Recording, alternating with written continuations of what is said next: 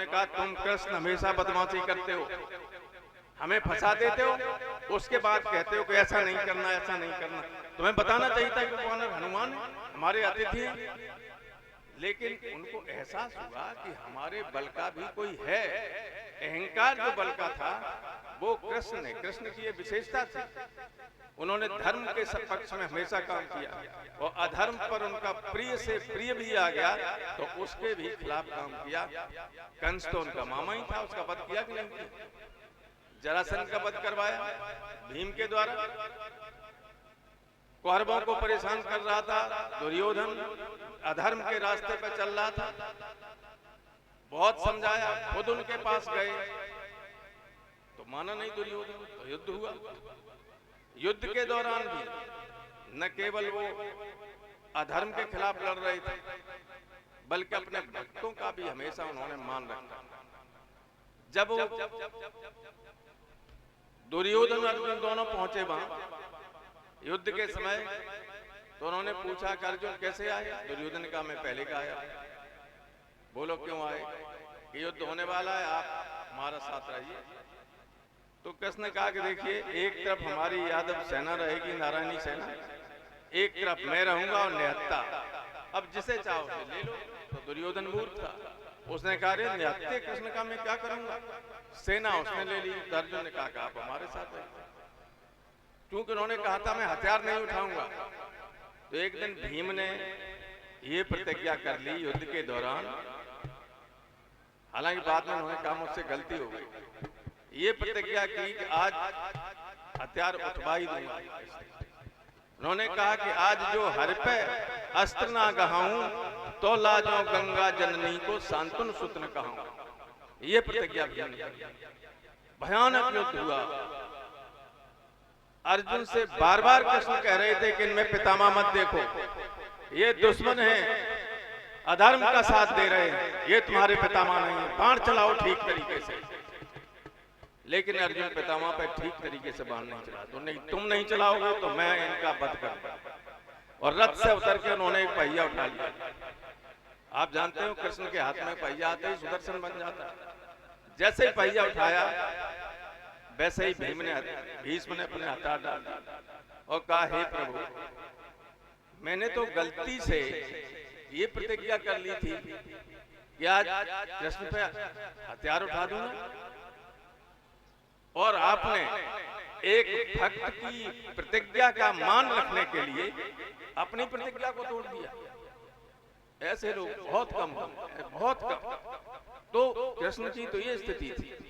और युद्ध के बाद भी उन्होंने कहा, बलदाऊ, दाऊ कहते थे बलराम से, ये सारे दुष्ट तो मारे गए, लेकिन यादवों द्वारका के यादव भी राक्षसी प्रवृत्ति के हो गए।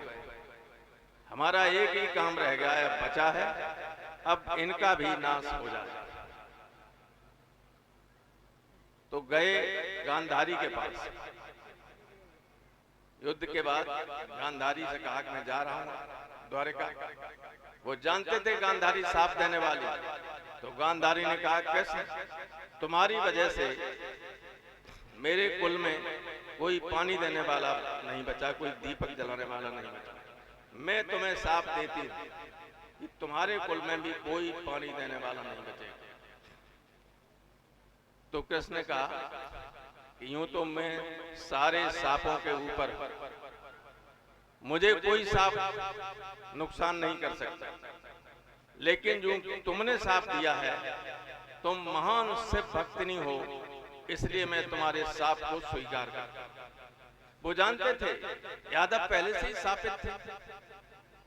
ये कहानी सब जानते होंगे, आचार्य जी ने बताई हो कि दुर्वासा ऋषि, इन्होंने नहीं बताई हो, इसलिए नहीं बताई होगी कि महाभारत की वो हिस्से से, भागवत कथा के उस हिस्से से बात की है जो यहाँ हम सुनते। हुआ ये था कि एक बार दुर्वासा ऋषि गए द्वारिका, तो यादव लड़कों ने कहा ये बाबा आए। तो बच्चों ने, एक बच्चे ने कढ़ाई अपने पेट में बांध ली, ऊपर सब कपड़े पहने थे, और बाबा घेर के बोले, बताओ बाबा जा में कहाँ पैदा हुए? बहुत गुस्सेल थे दुर्वासा, तो सांप उनके मुंह पे रखा रहता था, जीभ। एक बार उन्होंने कुछ नहीं कहा, फिर लड़के घेर के आए, बाबा बताए नहीं इसमें क्या होगा। उन्होंने कहा कि इसमें जो पैदा होगा उससे ज्यादा वंश का नाश हो जाए। जैसे ये कहा, द्वारका में खलबली मच गई कि ये क्या हो गया, जब बच्चों ने क्या अनर्थ हो गया। बहुत दुर्वासा के हाथ पैर जोड़े, उन्होंने कहा अब ये दिया हुआ सांप वापस हो नहीं सकता।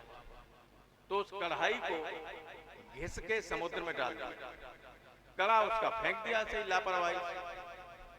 कड़ा एक बहेलिया को मिल गया, उसने अपने तीर में लगा लिया, घिस के नोक बना ली, और वो जो डाली जो घिस के डाल दी थी, वो समुद्र में जो बड़ी बड़ी घास नहीं होती, क्या कहते हैं, हाथी हाथी खाते, दूब होती है, इतनी बड़ी दूब होती है, इतने बड़े बड़े पटेरे होते, पटेरे होते, वो जमे आई। तो महाभारत के युद्ध के बाद ये लोग शराब वराब पी के यादव लड़के समुद्र में छुआ छुआरिया खेल रहे, लड़ाई हो गई। लड़ाई होती जैसे ही उसको पटेरे को खा रहे, वो हाथ में आते ही तलवार बन जाए। भगवान दुर्वासा का शाप था, सब लड़ कट के मर गए। फिर कृष्ण ने कहा कि दाऊ अब चलो, काम पूरा हो गया, अब हमारा काम खत्म हो गया, वापस चलो। तो वो तो चले गए, नाग थे शेषनाग समुद्र में, और खुद एक पीपल के पेड़ के नीचे बैठ गए। तो पैर उनका था, वो एक और कहानी है, वो लड़का था जो खाटू श्याम बना दिया था। हाँ, बर्बरी ने एक बार बर्बरी का टेस्ट लिया, वो जो बाण थे उनने की एक बाण में सारे दुश्मनों को चिन्हित कर लेगा, दूसरे में खत्म कर देगा। उनकी मान लो ये सामने पेड़ है, इसके सारे पत्ते तुम्हारे दुश्मन, चलाओ। तो उसने एक बाण चलाया, इतनी देर में जैसे उसने मंत्र पढ़ा, इन्होंने एक पत्ता दबा लिया अपने पैर से। तो बाण चिन्हित करने जब गया, सबको छेद करता हुआ, और घूम के नीचे से उनके पैर में जहां था उसमें आ गया, पैर में उसने थोड़ा सा घाव कर। तो उसने कहा कि काका ये पैर तुम्हारा कच्चा हो गया, इसका ध्यान रखना। उसी पैर में वो चमक रहा था। बहेलिया ने समझा हिरन है, हिरन की आंख चमक रही है, उसने तीर मारा, उससे कृष्ण की मौत। उन्हें तो जाना ही था, वो जानते थे, ये वो सब कुछ जानते थे।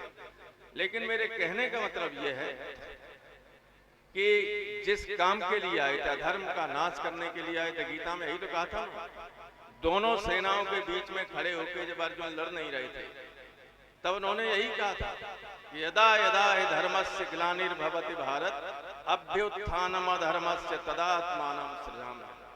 जब जब अधर्म की हानि होती है, धर्म की हानि होती है, अधर्म का बढ़ता है, तब तब मैं पृथ्वी पर धर्म की स्थापना के लिए इस जन्म लेता हूं। तो धर्म की स्थापना के लिए आए, और धर्म की स्थापना में अधर्म के रास्ते पे जो मिला, चाहे निकट संबंधी हो चाहे और कोई हो, उसको उन्होंने माफ नहीं किया।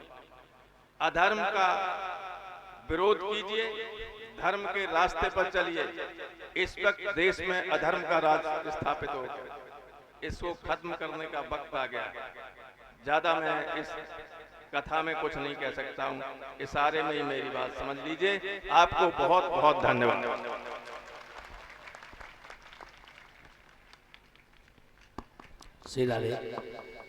बोलिए द्वारकाधीश भगवान की।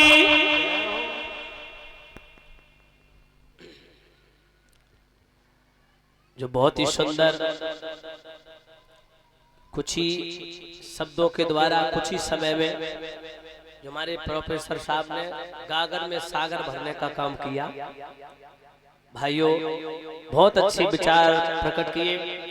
भागवत और महाभारत संबंधित जो आपके बीच में प्रस्ताव रखा, बीच बीच में टॉपिक आप लोगों के बीच में जो पेश किए हैं, इसका केवल एक ही मकसद है, अहंकार। और परीक्षित जी, सच बात तो यह है कि अहंकार ही विनाश की जड़ है। और भगवान कन्हैया जैसा अवतार वास्तव में कोई न तो हुआ और शायद कोई हो। राम जी 12 कलाओं से अवतार लेकर के प्रकट हुए थे मनुष्य के रूप।